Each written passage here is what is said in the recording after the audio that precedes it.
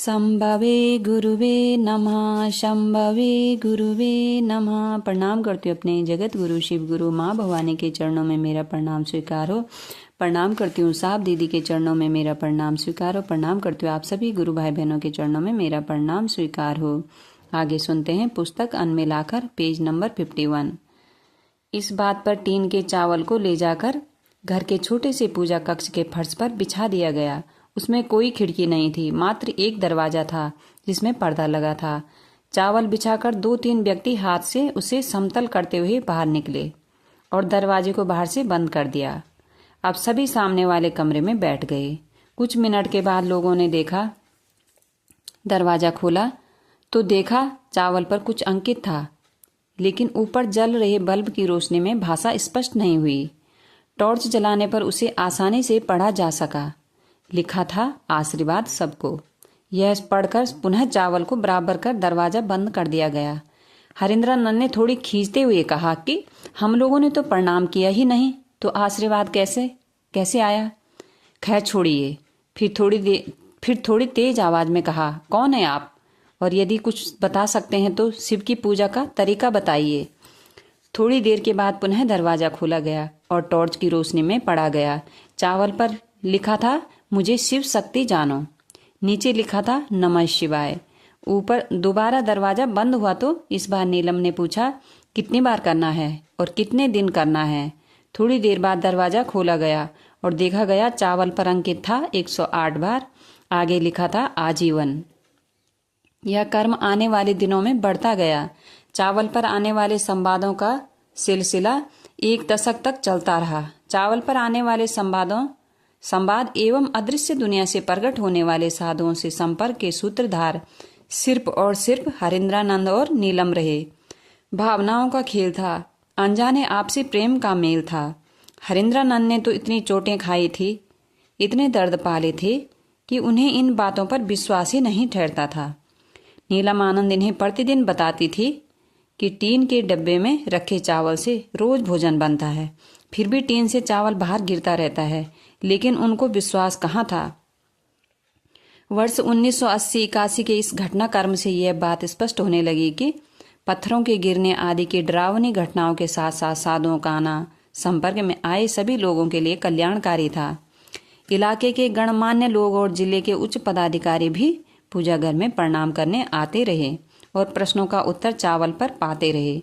कुछ पीठ पीछे फप्तियां कसते और कुछ इसे अचंभित घटना मानते।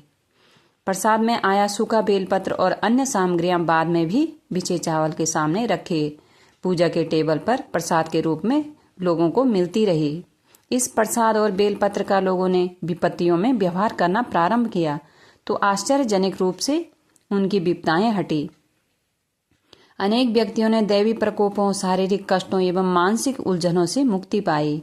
नीलम आनंद बड़ी श्रद्धा से पूजा घर में अदृश्य सत्ताओं के आगमन को स्वीकार करती। उनके अनुरोध पर अदृश्य शक्तियां लोगों द्वारा पूछे गए प्रश्नों का बिछे चावलों के माध्यम से उत्तर देती और निदान बतलाती।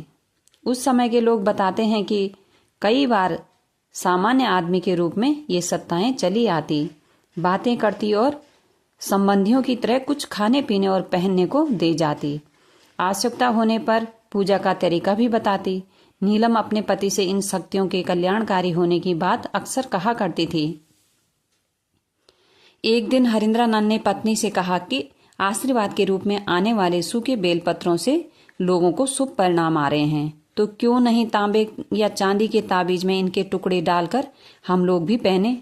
नीलम ने कहा, आज ही बाजार से तांबे का ताबीज बनवाकर मंगवाती हूँ। मैंने तो 21 चांदी के चपटे ताबीजों की माला 10-12 साल पहनी है, जिसे आपने शादी के बाद हटवाया था।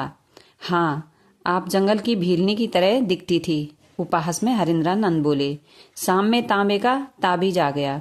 दूसरे दिन हरिंद्रानंद ने बिछे अरवा चावल के 11 दाने, सूखे बेलपत्र के एक टुकड़े को सादे कागज के एक छोटे हिस्से में लपेटकर ताबीज में डाला। मोमबत्ती के मोम से उसे बंद किया, फिर लाल धागे में डालकर खुद भी गले में पहना और नीलम को भी पहनाया। सांझ आने के पूर्व कार्यालय कक्ष में एक अनजाना साधु मिलने आया। बीडीओ साहब, मैं वाराणसी से आ रहा हूँ, देवघर जाना है, 5 रुपए दीजिए। बैठिए, हरेंद्रानंद ने कहा। बैठिए। कुछ बातचीत के बाद साधु बोला, आपने गले में ताबीज पहन रखा है क्या? हाँ, मैंने आज ही पहना है। इसलिए आपको धागा नया दिख रहा होगा, लेकिन आपको इससे क्या मतलब? इस ताबीज को गाय के कच्चे दूध और हवन करने वाले धूप के धुएं में 5 बार दिखाकर इसे पवित्र करके किसी सोमवार को पहन लीजिएगा। ताबीज ऐसे ही नहीं पहना जाता। हरेंद्रानंद कुछ आवश्यक सरकारी काम में व्यस्त थे। साधु को 5 रुपए दिए और आदर से विदा कर दिया। 2-3 दिनों के बाद ताबीज को उक्त विधि से धो दिया गया। आज भी हरेंद्रानंद एवं उनके बच्चों के गले में बेलपत्र एवं चावल से बने ताबीज आसानी से दिख जाते हैं। अपने गुरु सहित आप सभी गुरु भाई बहनों के चरणों में मेरा प्रणाम। साव दीदी के चरणों में प्रणाम। आज के लिए इतना ही, इससे आगे कल सुनेंगे।